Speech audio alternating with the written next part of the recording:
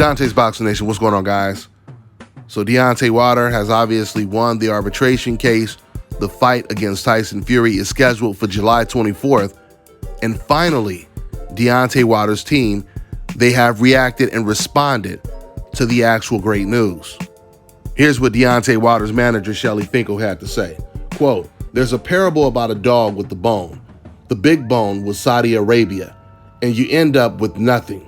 Bob Arum wants this fight in July because they believe that Fury will just walk through Deontay Wilder, and then they can get the fight with Anthony Joshua. That's what their game plan was, obviously, but we aim to derail that. We'll see." Now, this part right here was the most important thing that Shelly Finkel said. He said, "I don't think you have an arbitration out there and you go say, well, we've made a deal already. That to me is just not the logical way to do things. And then after that, you don't hear Eddie Joshua say anything. The reason? Obviously someone told him, you better not say things, because if Fury fights you, your guy instead, you have a massive liability.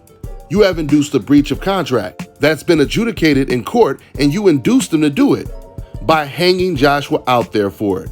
End quote. You know, guys, I never understood the strategy or the game plan when it came to Bob Arum and Eddie Hearn acting like this arbitration is not a big deal, acting almost as if it's not even a real thing. I mean, it was almost as if they felt as long as we completely ignore Deontay Wilder and the whole case, that gives us a better chance of winning. But what they don't understand is a court of law is completely different than the politics that exist in the sport of boxing. We all know the sport of boxing is the wild, wild west.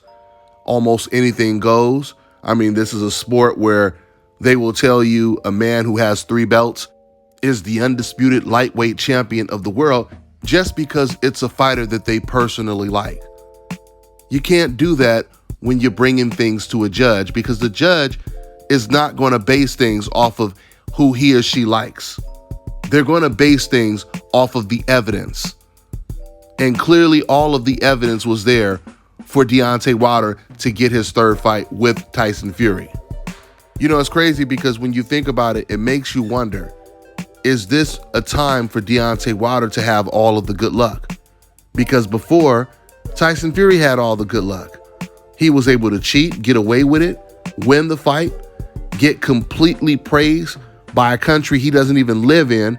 I mean, they even went so far as to celebrate the anniversary, the 1-year anniversary of Tyson Fury defeating Deontay Wilder. These were Americans I'm talking about, right? American media members. So all of the good luck was on Tyson Fury's side. You could clearly tell that Tyson Fury was like, wow, I done came to this man's country, cheated, and you got all these evidence and photos and all that kind of stuff, and America is still defending me? Boy, I can't lose. He was in the best situation ever. Now it seems like his luck has changed for the worse. And maybe this is a situation where Deontay Wilder is about to start having a string of good luck. It starts with the arbitration case. Now you got pictures surfacing of Tyson Fury looking like he's still out of shape. All this time he's been trying to get a fight and he's still out of shape? It doesn't make sense. And it's not a good look for Tyson Fury. We know that Tyson has always struggled with his weight. And this is the most important fight of his career.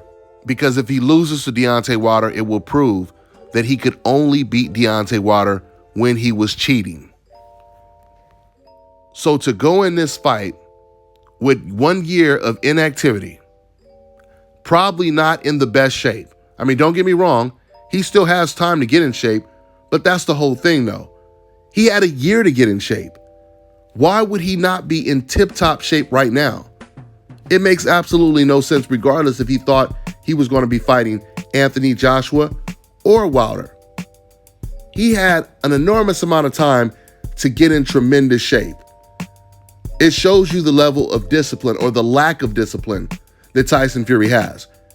And you're going to have better discipline than that going into a fight with Deontay Wilder where you can no longer cheat and Wilder is out for serious revenge. This is the type of fight where I truly believe Wilder is going to damn near, at some points, he's going to be walking through punches just to land his own bomb. And we know Wilder, he only has to land his bomb flush at least once or twice. Tyson Fury, without him being able to cheat, I don't even see him hurting Deontay Wilder in this fight. Tyson has never been known for his power. He's not a power puncher. The only guys he's really known for knocking out are C-level opponents or cruiserweights, like Steve Cunningham. And even Steve Cunningham was giving him hell in that fight. So I don't see him hurting Deontay Wilder in this fight, but I still see this fight as very competitive.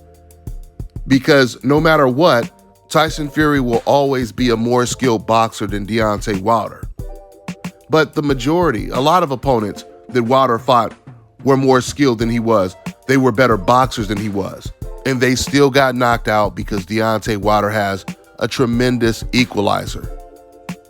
So it'll be really, really interesting to see how this fight plays out. That's all I got for now, guys. I'm on to the next one.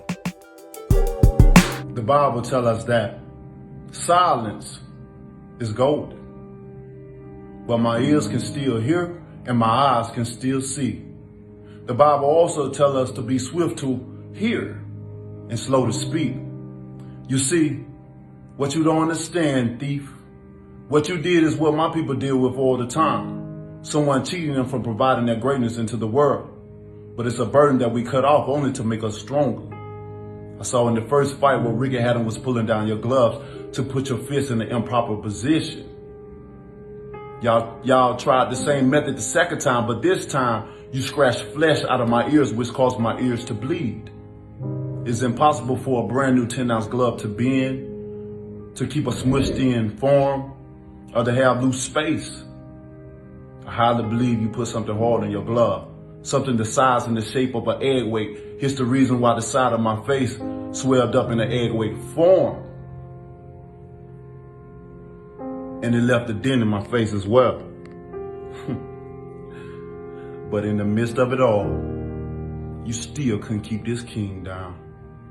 You would have had to kill me. In the end, it took a crab in a bucket referee and a disloyal trainer to throw the towel in just to stop me. Proverbs, the 6th chapter 30, 31st says, excuses may be found from a thief who steals because he is starving. But if he is caught, he will have to pay back 7 times what he stole, even if he had to sell everything in his house. And payback is coming.